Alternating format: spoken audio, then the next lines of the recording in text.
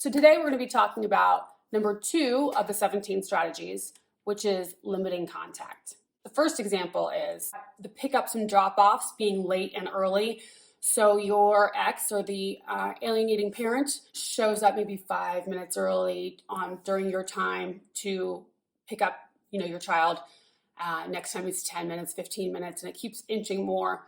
And they can sort of put you in a position where they ring the doorbell or wherever it is, you end up feeling like the jerk for not allowing your child to go, right? Showing up early, dropping your child off late during your time, and making it seem like you're the bad person for complaining about it. However, when the tables are turned, you know how that goes. The second way is during your time, your ex, or the alienating parent, will incessantly text or call your child during your time. Even if it's just a 2-hour dinner, they'll do it the entire time. This happens to me quite frequently. It happened to me just the other day. I was only going to be seeing my daughter, unfortunately, for 2 hours. And the second that her stepmother dropped her off, she was texting, asking, what do you want for dinner? What kind of razors do you need at the store? Just these constant texts to stay in her head. That's my assumption anyway. Usually the alienators it's their form of control, their form of controlling your child's mind so that their attention stays on the alienating parent, right? On the favored parent. It obviously negatively affects the child. So whether or not your ex has already successfully enmeshed themselves with your child or children, lure them enough so that the child is now dependent. It'll sort of depend on how the child reacts to the phone calls and the texts.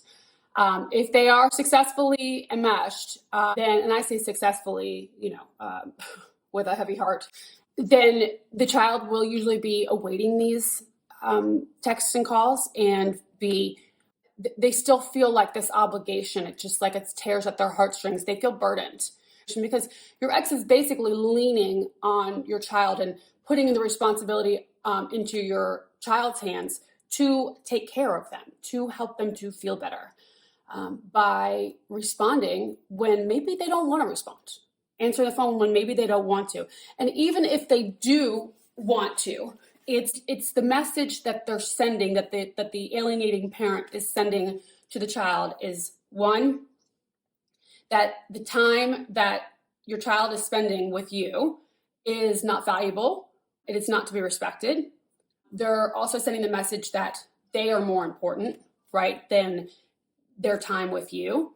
And they are also telling the child that, or just setting up it's a constant reinforcement of, you need me, right? It's cult-like tactics and strategies that keep your child focused on the alienating parent, right? It limits your contact with your child. Scheduling their extracurriculars during your time so that you then cannot spend the time that you want to with your child. Now, scheduling the extracurriculars on your time, sometimes that happens. However, it's not really the other parent's right to be scheduling anything for your child during your parenting time, right?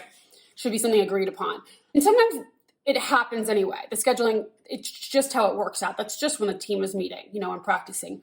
However, it's a problem when your child is always scheduled, during your time. And another one is scheduling or signing the child up for sports or extracurriculars during their time and not allowing you or telling you, informing you of what those extracurriculars, where they are, all the details of it, so that you cannot come and support your child.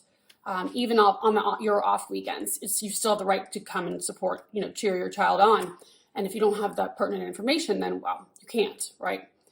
And the last way, there's plenty of examples. I'm just giving you the big ones. I'm sure you can write in the comments on your experiences with it. The last one is scheduling like super fun activities during the time that your child is supposed to be coming to you. So the alienating parent will be like, oh, Johnny, too bad you're having to go to your dad's this weekend because we are going to be going to the water park and we're going to have a huge sleepover and a huge party where everybody's going to be here. So sorry that you're going to miss it. Things like that. So that the alienating parent is hoping that by doing this enough, the child is going to end up objecting to coming to visit you, therefore limiting contact. So those are some examples. If it's happening to you, I'm so sorry. I'm so sorry that you're having to go through it. It's from one targeted parent to another. It's an isolating and awful experience and an awful situation to have to endure. So my heart goes out to you. My suggestion is that you reach out for support, find people going through it as well. There are support groups. Finally, thank God this is, getting a little bit more on the map. Look in your community or even, Facebook communities for people also going through it or that have gone through it. And you can always message me. So take care.